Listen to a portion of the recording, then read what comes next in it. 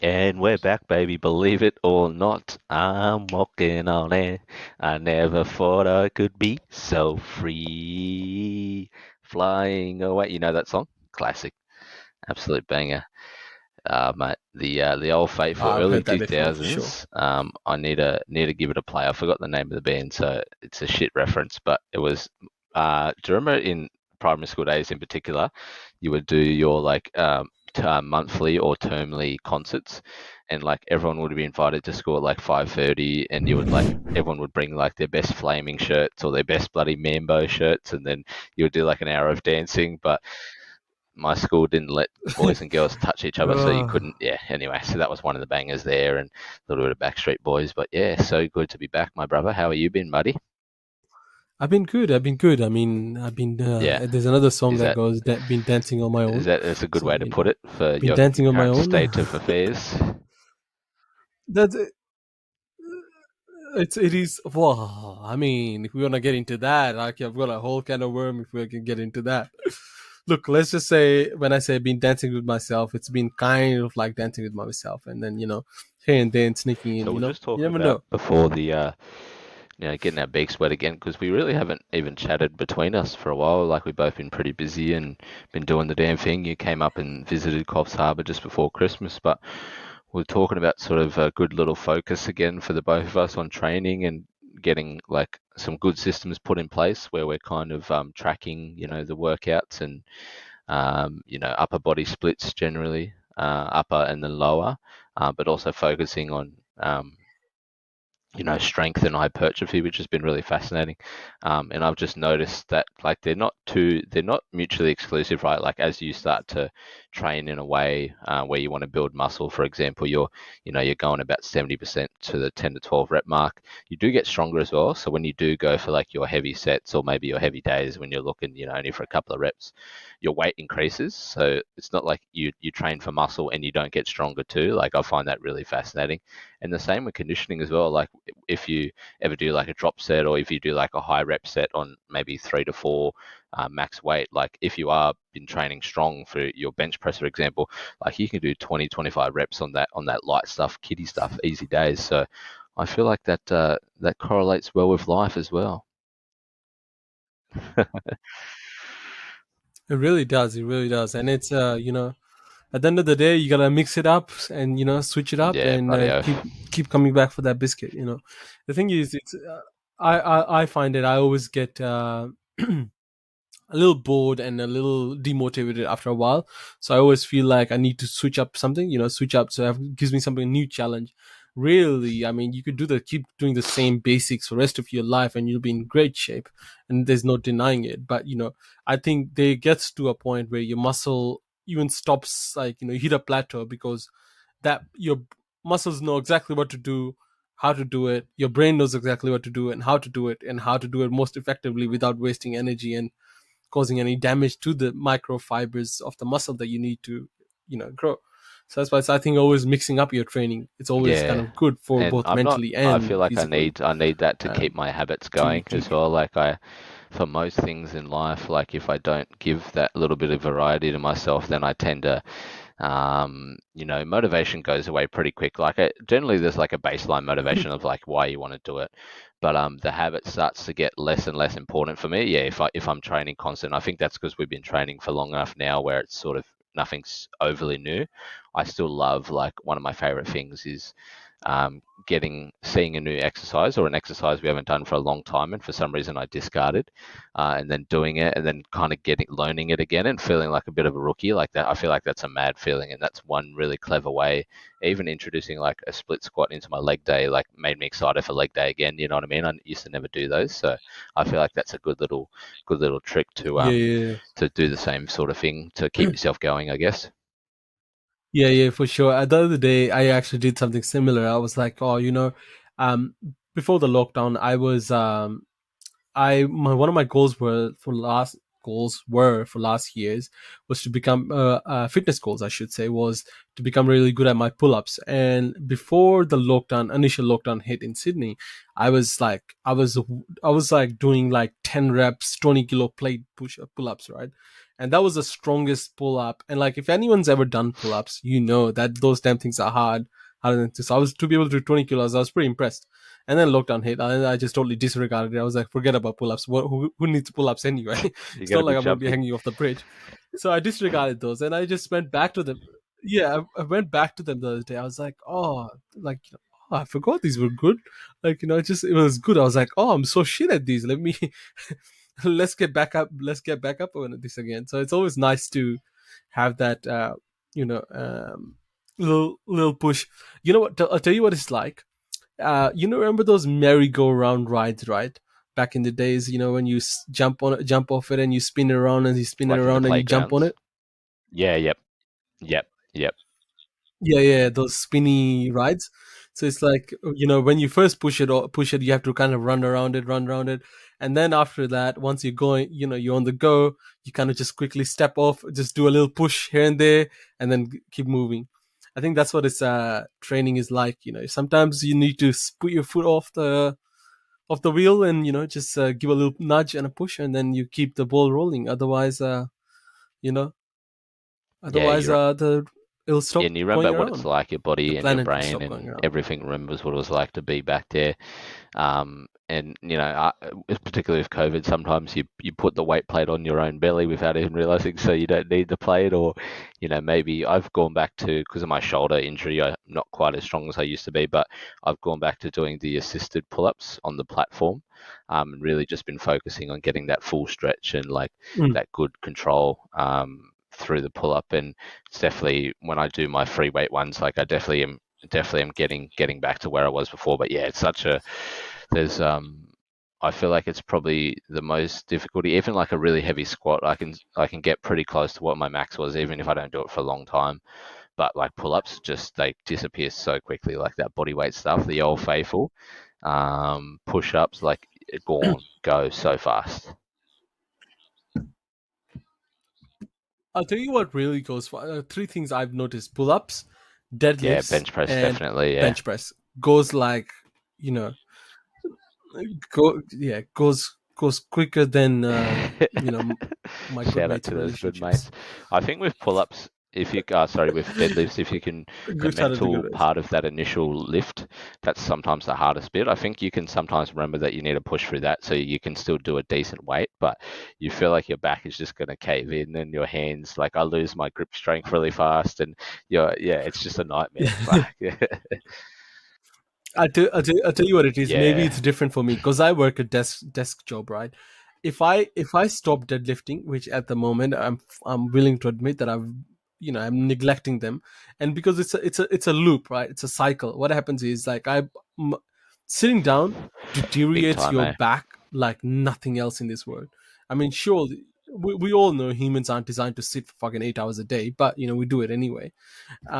But it really does. And then over the years, I've just noticed my back deteriorate and deteriorate. I mean, there was a time, and younger days as well, and my muscles weren't as mature. I was like deadlifting 165, 180 at points, and then maybe that's why Snap City. that's why my back is fucked.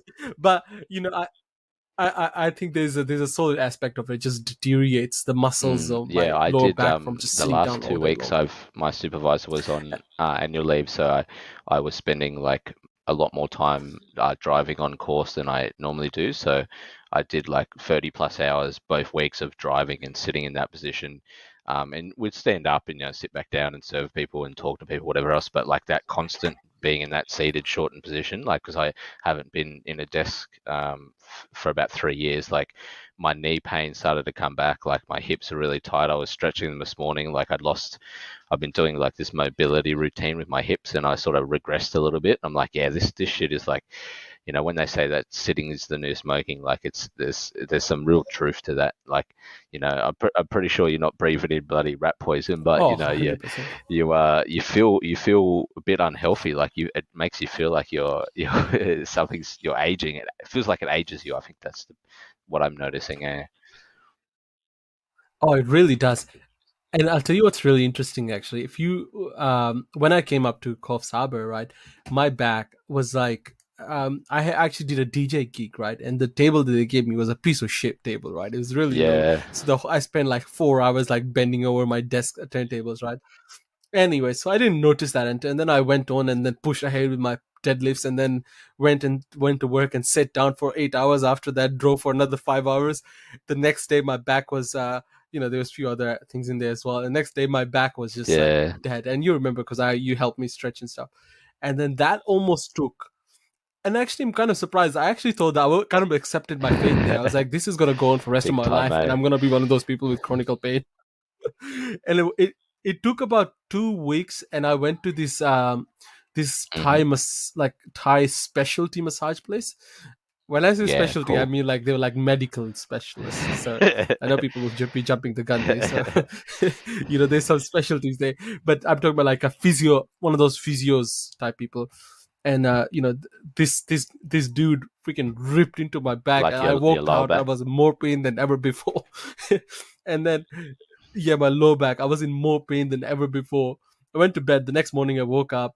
I was like, oh, holy shit. Ever since then, So my good. back's actually been way better. I don't know what Yeah, changed, like obviously but it's been when much better. when you're sitting So like that, like your I'm, hip flexors are in a shortened position, and then your lower back is in like a extended lengthened yeah. position, and because you are in those positions for a period of time, um, I think your body just has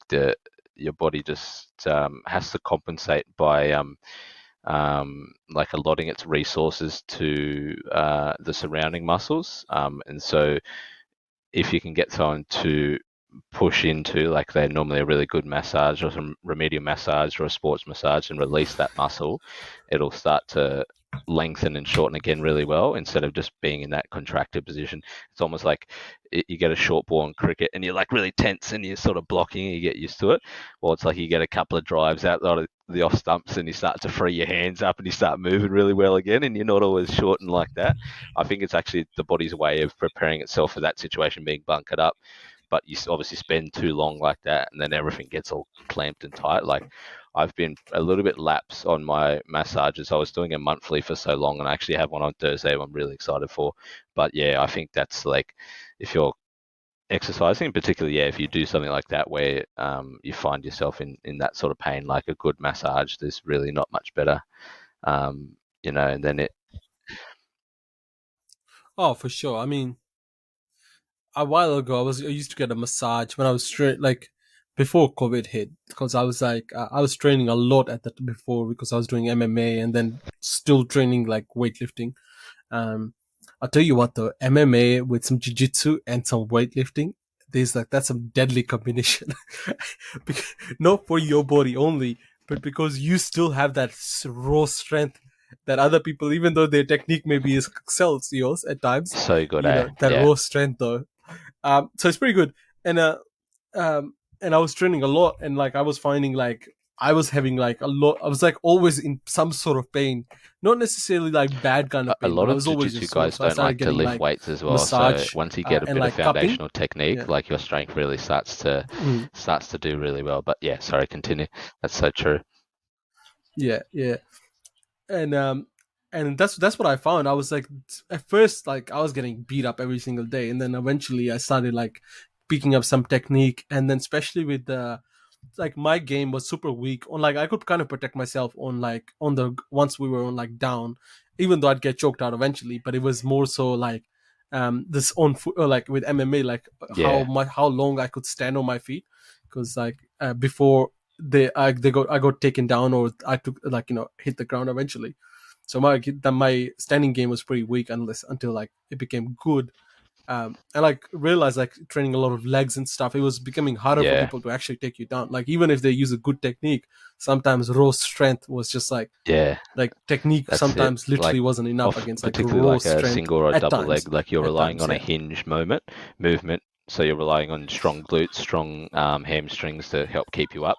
And so if Mm, you're deadlifting, if you're doing leg curls, like you're doing those movements, then it takes them a bit longer because you're able to meet their mm. force.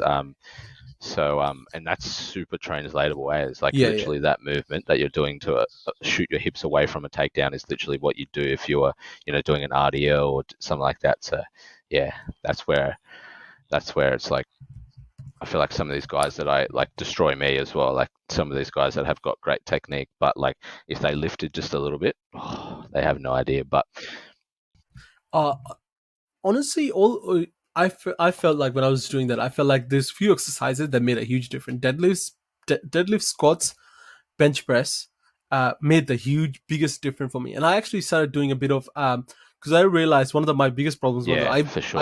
I would always get tired keeping my hands up. Like my hands would eventually drop. Hmm. So I doubled on my side lateral raises, and Yeah, then those motherfuckers that's wouldn't even brilliant. go down That's brilliant, eh? instinctively. So it's side laterals because those are the muscle you're keeping them up, and like if you can actually up that, and then kind of that became pretty brilliant. But anyway, like the moral of the story was I was getting like Mm. real, I was like always in some sort of pain, whether it was like whether some dude cut into my neck with his nail or like muscle soreness itself. So I started getting like cupping done at the time, and like some dry needling and some massage. Like that was a game changer. Like to be able to maintain such like 6 days of pretty much training, and still be able to work full time and stuff. So that was pretty insane. Probably not realistic for a long time, but had to come to an end at some point. Yeah, But or yeah, just it was a happened to good. be it was COVID I that feel like stopped it. there's sometimes you can double down and, sacrifice social life, or when it's time, everyone's working and, you know, take a few months to do a couple of things, do some skill acquisition with a martial art, lift some weights, and then yeah, you start, life gets in the way. But if you can capitalize on like 3 or 4 months of the year doing that, I feel like, you give yourself a good chance of coming back to it later in life. Um, I'm going through that a little bit with golf at the moment too, where I've not been playing very much, but I'm like starting to really feel like I want to play again. And for a period of time, I was like not liking playing. That's why I stopped. Also, a time constraint thing too, and not being able to practice. So that's the beautiful thing about like acquiring skill like that. You can come back to it later on in life, and I'm a little bit more mature now, so I'll be a little bit smarter with my practice and a little bit more cerebral instead of just trying to hit the damn thing. Like I'll actually be, listening to advice that I get and watching those YouTube videos again. That's one of my favorite things about training is just going down the YouTube rabbit hole, staying away from the vaccines and staying away from Uncle Joe Rogan. No, I never stay away from Uncle Joe. He's the best. But staying away from that shit and then just spending 4 hours on friggin' knee pain. It's like, fuck yeah, this is good. This is adulting. It really is, and it's like and I think you said what you said there is you actually put it.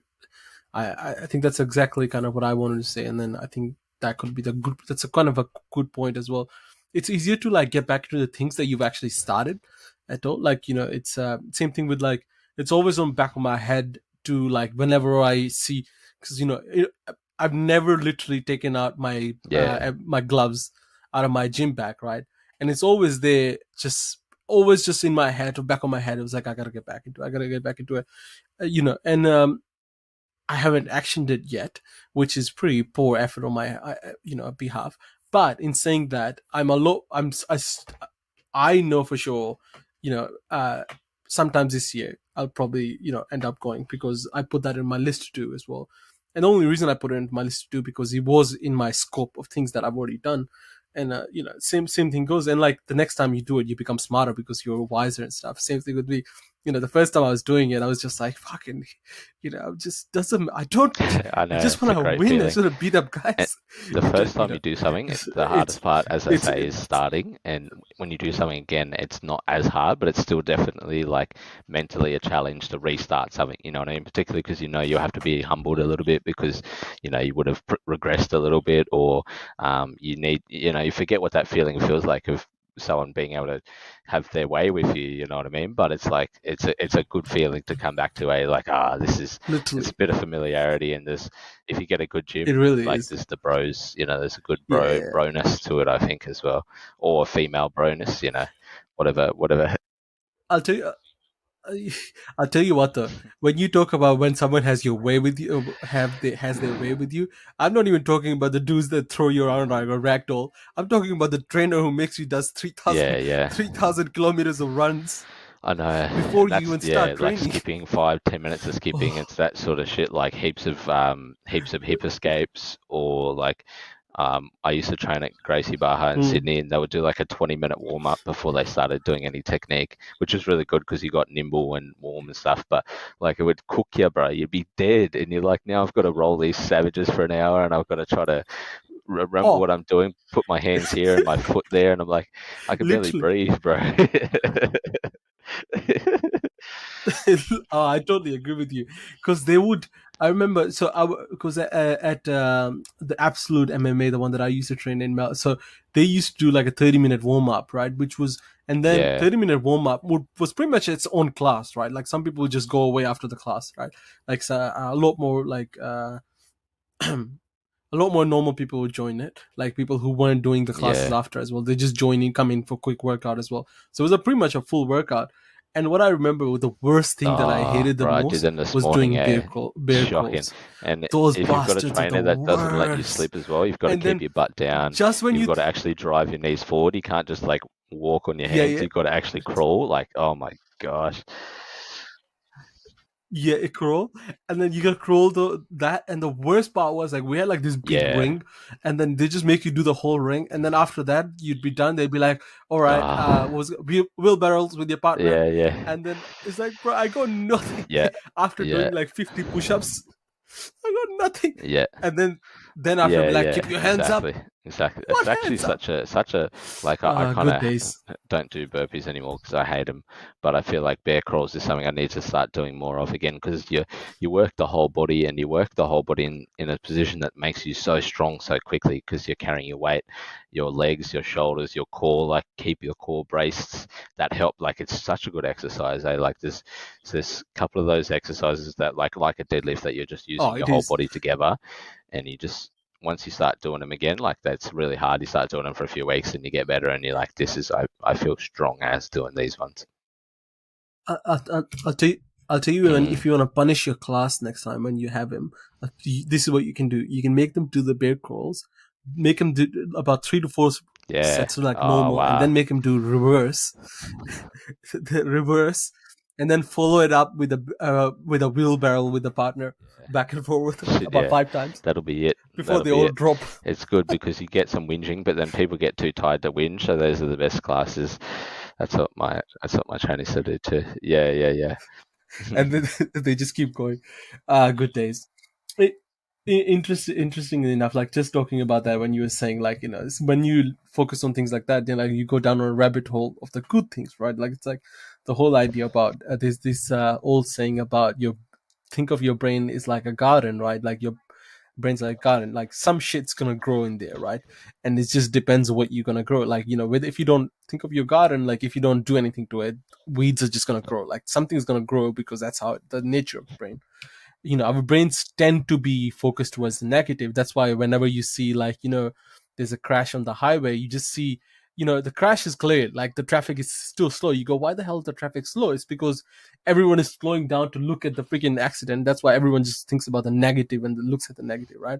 Because our brains are wired like that. That's why those market those news companies make such freaking great money, because they just keep jerking out those freaking horrible article. Would Trump said this, or the new vaccine mandate what? So you just like, yeah, fuck, I need to read out the Sydney escape. Sydney hits us the new normal for what is this bullshit? So I realized, like, this year I've almost consumed, like, one of the things I said to myself was like, I'm not going to consume absolutely no news, and I have done like absolutely no news. Like the worst thing I do at the moment is not even on Facebook, because I know Facebook is worse. Like I've pretty much stopped using Facebook for like Facebook scroll feed. I only log on to Twitter because I have like 2 followers on Twitter, and no one really cares about Twitter. I don't care about Twitter that much, and Yeah, I'll me just too. check the numbers of COVID sometimes, and then that seems to work. Because they post that little picture, so I'm like, that's fine. And then, but what I realized was like, you keep scrolling, but you're still gonna consume something. So I've been listening to a lot more like stuff about like workouts, or like audiobooks more or less, because you still gotta entertain yourself. Just gotta do that. And I the other day, like, because I stopped, like, I took a heavy turned left from like social media, how I was using my Yeah, like, because I was like, oh, I'm spending a lot of time on TikTok and Instagram as well, big time. and you get caught up on the thirst traps as well. So I was like, I can't do that. So and then I was just like started taking up a lot more like reading medium. That's why I was uh, like I use a lot more like Medium at the moment, which is a great app. You can just read quick little articles here and there, and even they can become an addiction every now and then because I just keep saving articles that I don't even read.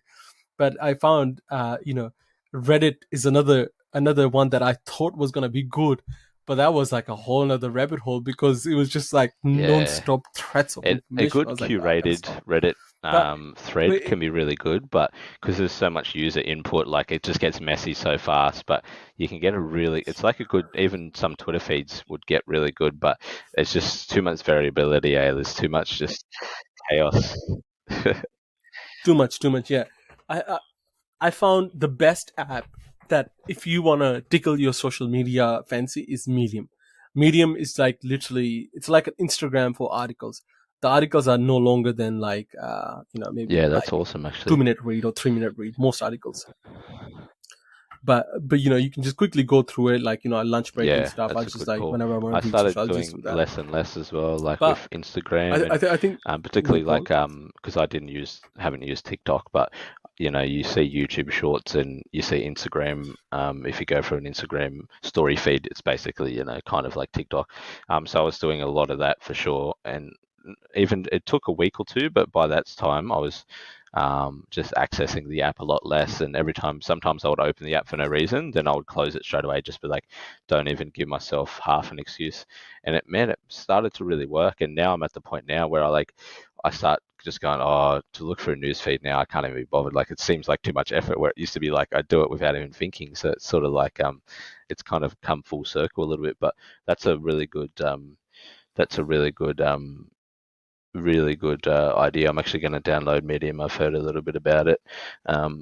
I've been using for the last bit over a year. I've been using an app called U Bible, and that's just the Bible on the phone. It's got heaps of different translations, and there's also these things called daily devotionals. So you can have a topic or a certain, basically, kind of anything you want to learn about, and you can have so an expert in the field, so a pastor or something like that, will explain it for a few minutes, and then they'll give you Bible verses to sort of reference that. So those have been really good. That sort of feel like those things collectively have helped sort of curb my quench, my need for constant story feeds and everything like that. But you start getting bored again. It's weird, eh? It's like a trap. You just want to full circle it again. Oh yeah, 100%. I totally get that. I found one of the things Yeah. you can do. You can always just unfollow the people who like show up, and then you only find like just zooming in. The old Because titty you short. because you You can never obviously the escape those more ones. you follow someone, the more their stuff. you know, If you unfollow them and then follow them straight away, does that reset it or does it go back to just it? Nah, it doesn't. Yeah, nah, it's the algorithms are pretty good. Like sometimes you can even true. unfollow them; it'll still show you based on like your reference. I really cut down my followings too, especially I've been doing this for a few years. Like I think I've been unfollowing girls, Yeah. particularly that I followed just because they used to be hot when I was younger, and then I had all these like fitness influencers that I just followed because they were hot back in the days. I'm not saying they're not hot now, but I think that's what my brain worked like at the time. Clearly, so I was like, these like there's no value in this Yeah. particular content for me. Is for them to like follow. Like I think my feed, not my feed, mostly like if you scroll through it, like now, is actually just my friends, like actually my friends like posting stuff, um, or like few Yeah, actual totally. influencers that I like kind of give a shit about, like and so, and Like like if wealth you and ever fitness need your stuff, and then the outlet, rest of it is, then you can always go and find that's it. But yeah, when you curate a lot out of it, and then you either stick to one or two industries, for example, that are being more beneficial than less beneficial, or just like your friendship circle, you just decrease those followers. You start to see the same people, but it's like, yeah, those are the ones I want to see. So it's not that hard to do. You just sort of got to be a little bit ruthless with it. You sort of can go, oh, sort of like she's very beautiful, yeah, but yeah. she Oh, also has like good workouts. It's like, nah, gone. Like you've got to be a little bit, you've got to be a little bit brutal. But it actually does definitely yeah, it all, you can't just, it's like anything, you can't just stop. You've got to cut back before you stop, eh? Yeah, I'll tell you what though, I do still follow and I get trapped in it so badly, which is Yeah, the solid yeah, anti-vaxxers. Goddamn, yeah. I love reading their content because it's just, it's no, because it's just sometimes, Hmm. sometimes what they say makes sense, Yeah, right? it's usually Sometimes both. it's just funny because it's so sleep, what's that word? What's the word when you're kind of only intake the Yeah, content that yeah, yep, is confirmation bias. That's what it's called. So it's so like it's yeah. so biased. Like the research you'll find, like they'll cut out like a piece of content that Joe Rogan said on his podcast, right? And then they'll position it in a way Hmm. that's just like pretty much enforces what they're saying. So it's pretty interesting. I mean, I at this point, I that's an argument that I'm not even willing to give any energy to, but Yeah, and it yeah, it is, definitely it hooks still hooks you makes for a in good a little laugh at bit times. pretty quickly, and even if you're pretty neutral to it, you will Mm. start to feel a certain way. So I become pretty hyper vigilant to when I start to feel emotional. But like the one thing I noticed, and it's happened with a few people, I used to listen to Stephen Crowder. I don't do so much anymore because it's just, I don't want to be I don't want to be involved with any sort of politics anymore. I'm just not interested at the moment. But like I would see things about, and like the big sort of the popular thing at the moment is obviously because Rogan's on Spotify now and he's, the biggest media outlet in the world, is to devalue his opinions or paint a narrative about him, and then people who aren't sure or don't know about him or have heard about him or not listened to him, or I feel like the people that don't like him, they'll listen to it and they'll just have that confirmation bias radar turned up, and you'll hear what you want to hear and how you want to hear it. But I feel like a lot of people will tune in because they go, I want to see what the hell's going on. And you hear him talk for a couple of minutes and you're like, dude, I actually really like this guy. Like he's like he sounds like a friend that I know or something. And then, bro, he's just getting more and more popular with that. Like the numbers are getting higher and higher, and it's sort of backfiring um, because, um, because you can see it from even from a year or two ago when, you know, like say a Fox or a Guardian had 2 or 3 million people listening, and there was maybe 4 or 5 or 6 million in Rogan. Now it's up to about 2 or 3 times that. Now Rogan's getting 10 to 15 million, and they're getting 500,000 a million subscribers or listeners or watchers or viewers, particularly in the US. But so it's obviously not working, but it's very fascinating. So with all the craziness going on, a lot more people, without using the W word, the waking up word, a lot more people are starting to either formulate an opinion or are just tend to be, siding with as much common sense as they feel like they need to. So I like that a lot. Yeah, I mean, I think in the last year, it's funny because if you were to listen to the episodes, us just talking even 12 months ago That was our to last maybe a episode, year and a coincidentally. half Nah. ago, which is really interesting because Nah. no, okay, let's say you listen to the Yeah, episode, 2020 you for listen to sure, the episode especially maybe early 2021, definitely as I don't well. know, Yeah. 2020, right? Yeah, super. Like, and then this is funny enough. Like someone was talking to me, they're like, "Oh, each week I talk to you, you have like some new. You're like a whole nother person. You have like a new ideology." I'm Mm, like, "Hell yeah!" Like, yeah. imagine if I didn't. Yep. Like, I'd be stupid.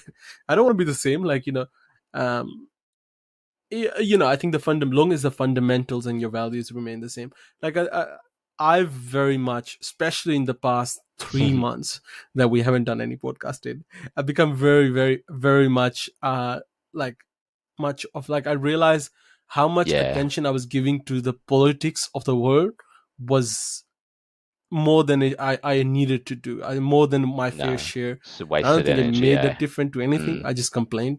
So it was just wasted energy. So I just stopped. I think so that's kind of my new standing on that. So I'm just like, I think there's far more important things that we can do to make a difference than to just complain and whinge yeah.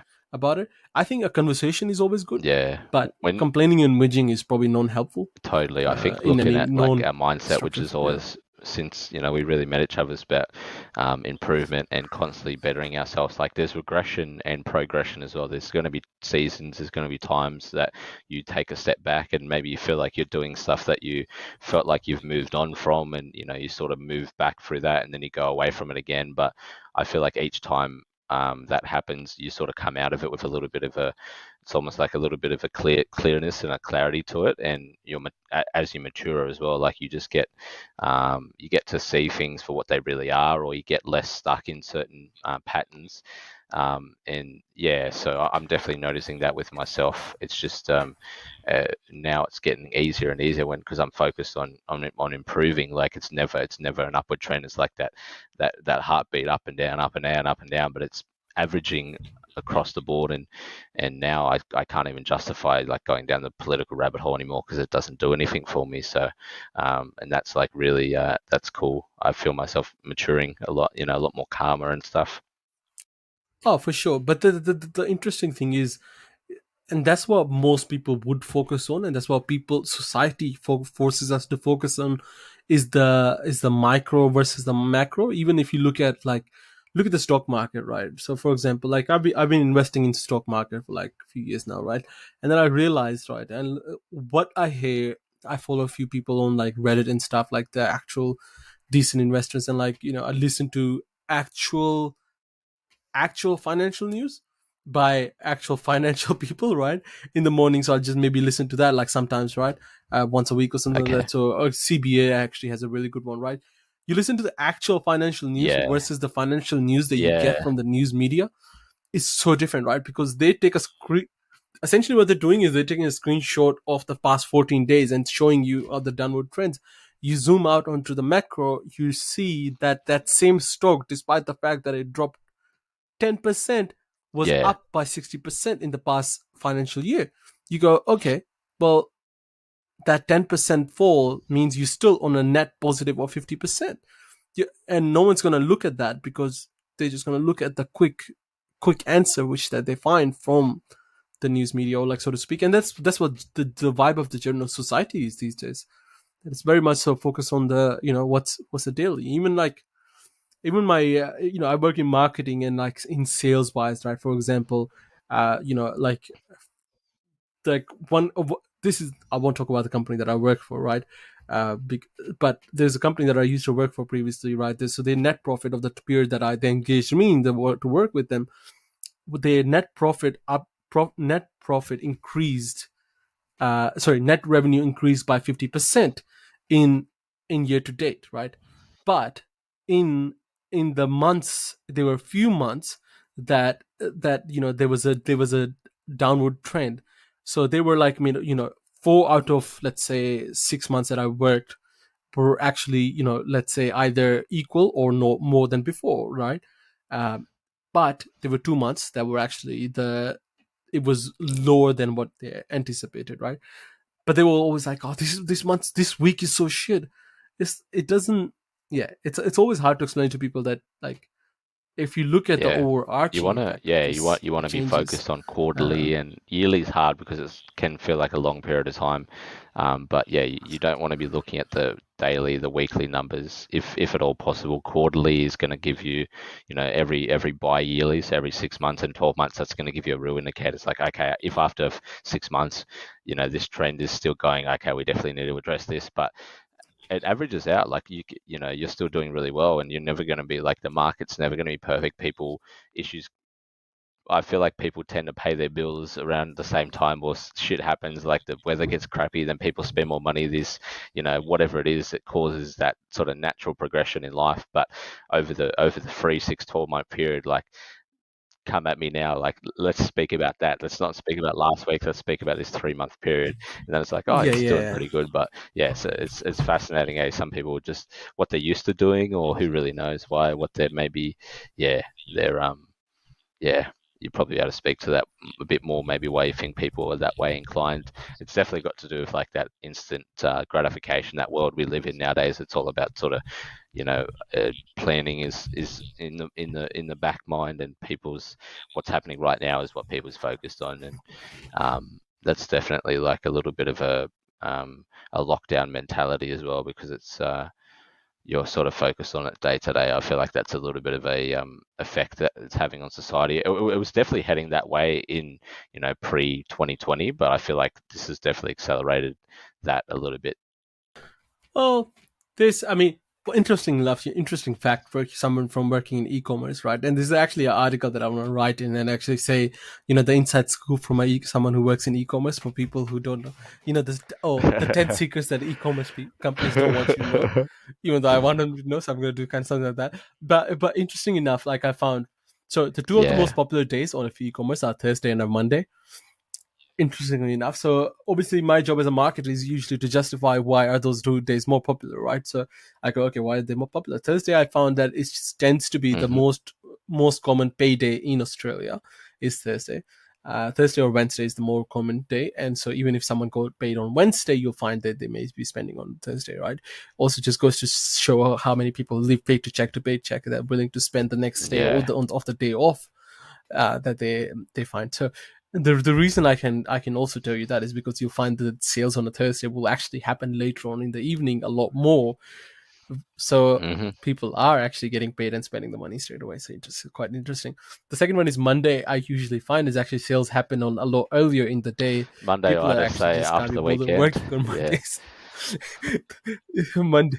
So it's really interesting actually. So both of them kind of exposing, but one of the things that I want to write this article, and then one of the things that I wanted to say was you'll find like one of the things that happens in e-commerce more often than it should is and more so ever than more now more than ever before is people will order something and 15 to 20 minutes later, or sometimes maybe an hour later, sometimes a day later, will write an email saying Wow. when will my parcel arrive, right? And it's like, my man, like you ordered it 15 minutes ago. I don't get understand how it's even physically possible for us to get it from our warehouse to your door. Like, it Yeah, doesn't make that sense. Are you Amazon just doing bored? you Like, is dirty. this a joke? uh, and that happens. Yeah, that's That fascinating. actually happens way more than it should. The funny and another it is fascinating that how people's brains work, right? Another thing is like you'll find like, and this is more interesting, and I want to touch base on what you were saying briefly before, but I want to point this out as well. So you'll find like let's say someone's parcel is delayed, right? So most of the delays are caused by Australia Post because most e-commerce companies in Australia use Australia Post. And Australia Post in 2018 was told by Chambers of Commerce, I think that's what they call, that hey, there's going to be a drastic increase in e-commerce in the coming years. This is pre-COVID. You should upgrade your system. And they said, no, we're great, we're fine. We'll cruise. And come 2020, obviously it was worse than what it should have been because COVID came around, and Australia Post has no way of capacity of coping with their mechanism. They've been hiring people by the bucket load, but they still can't keep up with the demand. So it's always Australia Post that's delaying, but they're still it's still taking shipments. Yeah, They're still paying. They'll yeah, still take your money, but just won't give you the service because. And then on top of that, they're so big, so no one just cares. But what would happen is like, let's say if you order something and it's late, right? And what you'll do is you'll like, for example, not necessarily you, but what people will do is leave a bad comment about the company. I will try to explain to them saying, hey, like it's not us that's delaying your parcel, it's Australia Post, and they don't want to hear that. What's more interesting is those same people will go to Amazon and buy something or eBay and buy something and not even see the parcel for the rest of their life, right? And they won't do anything. You know what? It's really interesting that the people are willing to take that step to do this thing, actually have their opinion about this company, even though they know if it was some other company who did that to them, they wouldn't do it because they're much bigger. So I find that really interesting. So I was wondering if you have any thoughts on that. I wonder why that happens. I mean I still stumped to it. I don't understand why that happens. Why do people do that? So why would someone not complain to Kmart, but would Kmart complain to a smaller company because they were their just a parcel side was point late. before So I always find that really I think I interesting. have an idea with like I know I'm seeing a lot more FedEx now, and there's obviously heaps of third-party courier companies that do a lot of deliveries now. But does Mm. Australia Post have like, is it just market share they have, or do they still have so many contractors, so many different suppliers that they just like have such control over the industry? Yeah, Australia Post still holds about 60% of the market, and the reason they hold the market is because they're the cheapest, and the reason they're the cheapest just because they've been quantity as around the well, probably longest too. Yeah, and quantity. And also the another thing with the reason they can still like how much they ship. The second one they're cheaper is because they still hold. So if I use, for example, FedEx, right? FedEx actually probably has less chance of getting you the parcel, even though they'll charge me about $100, because if you're not home, FedEx goes into like this Sims mode of like, what do I do now? Like, what to do? Like error. They literally start having errors in their brain of like what to do. Yeah, true, The true. Australia Post will just take it to the local post office, right? So there is actually a huge aspect. Like I've seen, interestingly enough, this this FedEx order that I sent to New Zealand, right? And we paid $99 in Australian dollars to send a parcel to New Zealand. Yeah. It was a box, but it was like overnight, had to be, right? So so this was clearly urgent that we paid $100, right?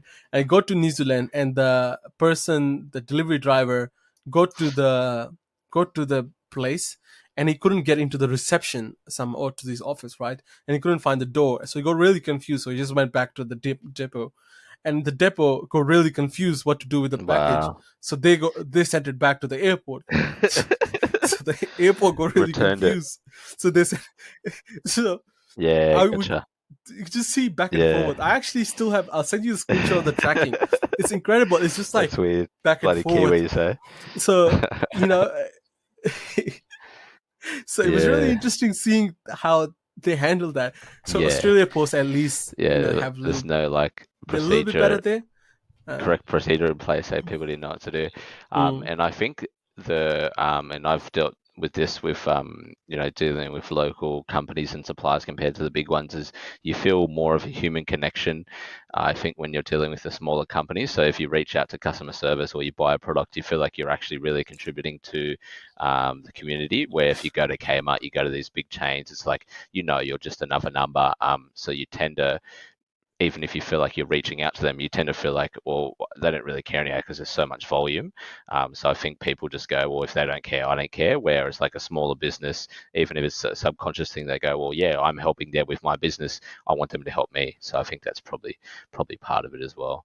And I think if you're in an industry where people are buying more often for other people and not buying for themselves, if you're buying, I feel like if you're, I can definitely, it's not exact thing, but if I'm buying something for someone else, like I really am want to know what's going on, where it is. If I'm buying it for myself, I want to know as well, but I'm a bit more chill because I know it's on my mm. time. If I want to give a present to someone else, like I'm fucking up checking that shit every day and oh, make sure you're home, that sort of thing. So maybe that's it too. No, no, totally. Yeah, Yeah, it's a mixture of aspects, but I always think that's really interesting. And then what were you the saying before? connection with the Like, what company, I was I think think it's, I've if yeah, you're knew I dealing was with gonna those big forget what you companies, said. there's less of that, you feel like you're just dealing with a machine and not dealing with people, even though people work for those companies. It's really interesting. But the funny thing is, long term aspect, what happens is like this small company that actually still cares about their Yeah, companies, and there's actually get a greater connection, because each customer is valuable to the, it's all about percentage, right? One customer makes up, let's say, yeah, percent of the customer, for example, right? true. For a company that may have 100 customers, that's 1% of the customer, versus for Kmart you make up a fraction of a Mm, percent, if that, on a good day, so it doesn't even make a difference, or came out of the Amazons of the world, so it's really interesting seeing how, people behaviors work. But anyway, nonetheless, I think quickly going back to what you were saying before, about what was, I think, the question about people buying. do Is you that what mean we're talking buying about? from one company to another, or do you mean like the reason, like the days, for example, Thursday and Monday?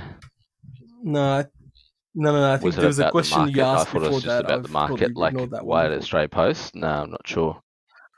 Oh yeah. Oh no, I think it was Mm, about the market, like when people buy or not. I think there's few aspects. Like I think there's a lot more external things that affect people buying a lot more than anything else. You'd find like, yeah, yeah, rainy yeah. day people would tend to spend less, which is weird because you think people are home, but people tend to spend less. Like, it's so weird, but it just happens to be the case. I don't know what Yeah, people think. Online, particularly, is on the tend to spend less, weekends. less foot traffic Yeah, as well. Rainy there's days is there's just bad like for a business overall. Yeah. yeah. Well, rainy days is a fascinating one. Like, I understand when people have their days off because you're sort of less stressed because you're at home or you're in a comfortable environment. If you're at work, you're generally a bit more stressed, and then you want to maybe buy something to make yourself feel better, a little bit of gratification. So then you're more likely to like I was like that. I was more likely to even though I was at work, I was more likely to listen to a podcast or something when I was at work because I just needed a distraction. And at home, I'm just like, whatever, I'll get to it. So yeah, kind of unique. Unique. Yeah. All right. So good, bro. Well, I reckon Yep. we For sure. put the nail on the head here. As always, mate, we touch that hour mark and we could keep on going. But this is a good little one to come back to. I feel like we sort of came back into the flow nicely, and we'll definitely pick it back up. I feel like we'll be a lot more active now and a lot more, a lot more, servicing to our regular faithful listeners. The many are great men and women at home. So we much appreciate you guys tuning in. If you've made it this far, we love you very much. And I love you too, Nick. So good. Love you too, Yeah. man. Thanks for joining me on the podcast. It's Yeah, good to have the that's ball right. They come rolling. back Like we and said, all better, good things eh? come back Did you around. have anything else rattling in that head, mate, or Always. we've got everything, but you've got nothing to I've come out, got so nothing. it's all good. All right, so good. I've got Episode nothing. number, who knows? Too 33 easy. of the Mighty Clever All right. Dummies podcast. Tell your mum you love her. 33. Just give her a big old hug for me, all right? Nice big squeeze. Stay safe, stay friendly. We'll catch you next time.